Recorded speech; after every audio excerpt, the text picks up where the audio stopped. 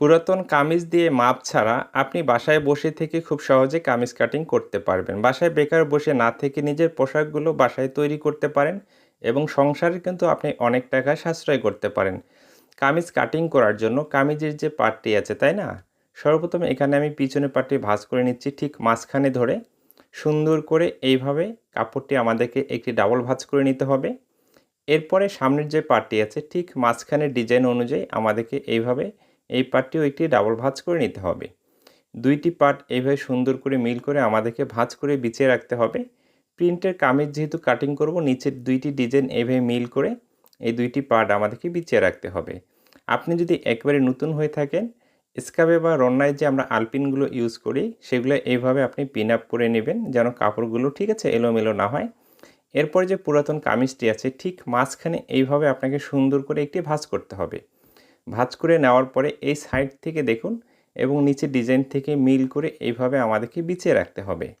এইভাবে বিছিয়ে রেখে আপনি কিন্তু খুব সহজে ফিতার মাপ ছাড়াই আপনি একটি কামিজ কাটিং করতে পারবেন। কি করতে হবে? ফার্স্ট টাইমে কাপড়টি বিছিয়ে নিতে হবে, তারপরে পুরাতন কামিজটি এইভাবে ডাবল ভাঁজ করে আপনাকে বিছিয়ে রাখতে হবে।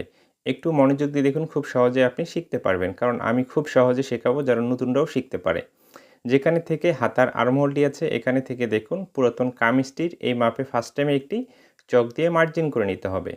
সুন্দর করে এই মাপে মার্জিন করে নেওয়ার পরে এরপরে যে আমরা সেলাই মার্জিনের জন্য কি করব, 1 থেকে 1.5 ইঞ্চি এক্সট্রা কাপড় রেখে বাইরের দিকে ঠিক আছে এইভাবে আরও একটি মার্জিন করে নিতে হবে। এতটুকু এক্সট্রা কাপড় আমাদের সেলাইয়ের জন্য চলে যাবে। সেমভাবে নিচেও ততটুকু মার্জিন রেখে একটি মার্জিন করতে হবে, তারপরে আরও একটি 1 থেকে 1.5 ইঞ্চি কাপড় রেখে মার্জিন করবেন। ওকে, করে নেওয়ার পর নিচের অংশটি সমান করে কাটিং করে নিতে হবে। তো এটা তো গেলো আমাদের বডির মাপ। এখন গলার জন্য মার্জিনটি করতে হয়। পিছন পাটের যে গলা আছে এইভাবে ঠিক আছে পিছন পাটের গলার মাপ অনুযায়ী মার্জিন করতে হবে এবং সামনের যে গলাটি আছে যেখানে থেকে আছে সেইখানে হালকা একটি মার্জিন করতে হবে। এরপরে শোল্ডারের জন্য একটি মার্জিন করতে হবে। এরপরে 1/2 ইঞ্চি সেলাই মার্জিনে কাপড় রেখে উপরে আরও একটি মার্জিন করতে হবে। এখন আর্মহোলের জন্য, তাই না? এইখানে একটি মার্জিন করতে হবে এবং হাতাটি এইভাবে ভাসিয়ে নিয়ে ঠিক মাঝখানে একটি মার্জিন করতে হবে। এভাবে মার্জিন করে সুন্দর করে দেখুন এভাবে রাউন্ড করে আর্মহোলের মাপটির সাথে এখন মিলিয়ে দিতে হবে। খুব সহজ, তাই না? আপনি ট্রাই করুন, আপনাকে 100% গ্যারান্টি দিচ্ছি আপনিও পুরাতন কামিজের সাহায্যে খুব সহজেই কিন্তু আপনি একটি নতুন কামিজ কাটিং করে নিতে পারবেন। এরপরে এখন যে মার্জিনগুলো করেছি সেই মার্জিন অনুযায়ী কাটিং করতে হবে। পুরাতন কামিজটি যেন কেটে না যায় সেই দিকটা লক্ষ্য রাখতে হবে। জাস্ট আর্মহোলের এখানে কি করতে হবে, 1/2 ইঞ্চি এক্সট্রা কাপড় রেখে কাটিং করতে হবে সেলাই মার্জিনের জন্য। এরপর যে মার্জিন করেছি মার্জিন অনুযায়ী আমরা বরাবর কাটিংটি করে নিব। খুব সহজ, তাই না? এইভাবে ট্রাই করুন, অবশ্যই আপনি পারবেন। এখন যদি আপনি ব্যস্ত থাকেন, এই ভিডিওটি পরবর্তীতে যদি আবারও আপনি দেখতে চান তাহলে আপনি আপনার ফেসবুক আইডিতে শেয়ার দিয়ে রাখতে পারেন এবং ইউটিউব চ্যানেল থেকে দেখলে আপনি কিন্তু ডাউনলোড করে রাখতে পারেন এবং কামিজের যে সাইড ফাড়ি আছে সেখানে এভাবে চক দিয়ে চিহ্ন দিয়ে কেচি দিয়ে কেটে নিতে হবে। এরপরে এখন কি করতে হবে, পিছন পাটটি রেখে শুধু সামনের পাটের গলাটি কাটিং করতে হবে। পিছন পাটটি যেন কেটে না যায় সেদিকটা লক্ষ্য রাখতে হবে। এইভাবে শুধু সামনের পাটের গলার অংশটি কাটিং করে নিব।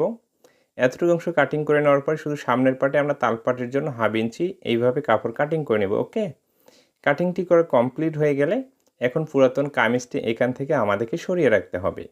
এই ভিডিওটি একবার দেখে যদি আপনার বুঝতে সমস্যা হয় আবারও রিপ্লাই করে দেখুন, অবশ্যই আপনি কামিজ কাটিং শিখতে পারবেন। এর থেকে কামিজ কাটিং করার সহজ নিয়ম কিন্তু আর নেই, অবশ্যই আপনি পারবেন। এইভাবে ঠিক আছে কাটিং করা কমপ্লিট হয়ে গেলে আমরা বডির পার্টটি সাইডে সরিয়ে রাখবো। এরপরে এখন হাতাটি কাটিং করতে হবে। হাতের যে কাপড়টি আছে এভাবে সুন্দর করে ভাঁজ করে বিছিয়ে রাখতে হবে এবং পুরাতন কামিজের হাতাটি দেখুন এই ডিজাইনের এদিক থেকে মিল করে সুন্দর করে বিছিয়ে রাখতে হবে।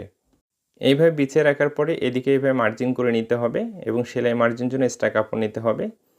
এইভাবে ফার্স্ট টাইমে হাতের মাপে নেওয়ার পরে আবার সেলাই মার্জিনের জন্য এক্সট্রা কাপড় নিতে হবে এবং হাতাটি যেখানে থেকে আছে এইখানে একটি মার্জিন করে নিতে হবে এবং বডির পার্টটি এইভাবে দেখুন রেখে হাতের ঠিক মাঝখানে একটি মার্জিন করে আর্মহোলের রাউন্ড শেপটি আমাদেরকে করে নিতে হবে।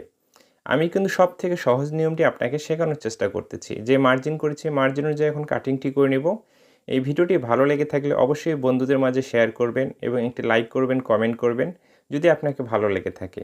হাতাটি কাটিং করা কমপ্লিট হয়ে গেলে এই হাতার যে ভালো দিকটি উপরের দিকে রাখবো, উল্টো দিকটি নিচের দিকে রাখবো এবং এই হাতের পাটের ভালো দিকটি নিচের দিকে রাখবো এবং উল্টো দিকটি উপরের দিকে রাখবো। তাহলে তালপাট কাটিং করার পরে একটি হাতা ডাইনে একটি হাতা বামে অটোমেটিকলি চলে যাবে। এই নিয়মটি ফলো করে অবশ্যই প্রিন্টের কামিজ কাটিং করলে হাতাগুলো এই নিয়মে কাটিং করতে হবে। ওকে, এই অবস্থায় কিন্তু হাতা দুটি কাটিং করা কমপ্লিট হয়ে গেছে। এবং ভিডিওটি শেষ পর্যন্ত দেখার পরে যদি ভালো লেগে থাকে অবশ্যই কমেন্ট বক্সে আপনার মতামতটি জানিয়ে যাবেন এবং বন্ধুদের মাঝে বেশি বেশি করে শেয়ার করবেন।